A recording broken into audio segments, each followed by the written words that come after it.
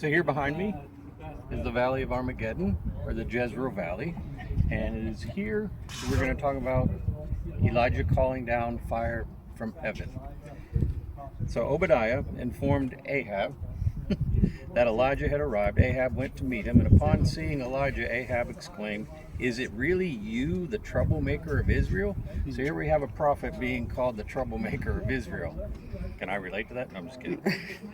Elijah replied, "I haven't caused trouble for Israel, but you and your family have by disobeying the Lord's commands and worshiping Baal. Now summon all Israel to Mount Carmel." Here we are. "Along with 450 prophets of Baal, 400 prophets of Asherah, supported by Jezebel."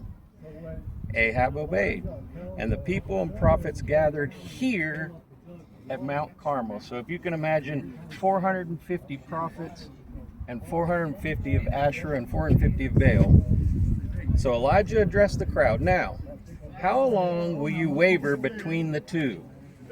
If the Lord is God, follow him. If Baal is God, follow him." So the people remained silent. I guess he struck a nerve. So the prophets of Baal shouted and danced all afternoon, pleading for their God to consume the sacrifice. Nothing happened. At that time of the evening sacrifice, that's very important, I have a different teaching about that.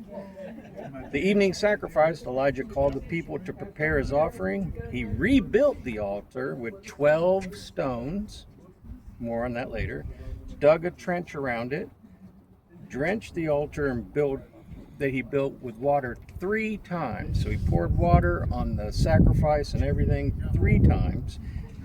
Elijah prayed to God that would reveal himself, the God of Abraham, Isaac, and Jacob. Fire came down from heaven, consumed the bull, the wood, the stones, the dust, and the water. Nothing left. So the people fell on their faces, declaring, "The Lord is God." And Elijah ordered all these prophets of Baal to be seized and executed in the Kishon Valley. This event foreshadows the Messiah. Yeshua presented himself at the Jordan River for baptism, where Joshua placed 12 stones after crossing. The heavens opened up and the Spirit of God descended like a dove upon him. And similarly in Acts chapter 2, the Spirit of God fell and descended as fire on the disciples, enabling them to speak in tongues, leading many to believe. In both cases, God's power was displayed so the people would know the God of Abraham, Isaac, and Jacob. Just as fire came down here at Mount Carmel, it came on Pentecost to affirm Yeshua, our salvation. When our great Creator sends down fire from heaven, you can rest assured that it is to prove that He is the author of our salvation, so that everyone will know Him.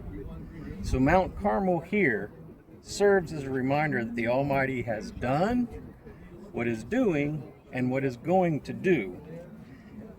This same fire from heaven can either refine us and make us what He wants us to be, or totally consume us and destroy us. So which side are we going to be on? Are we going to be on the side of the God who sends down fire, or are we going to be on the side of Baal?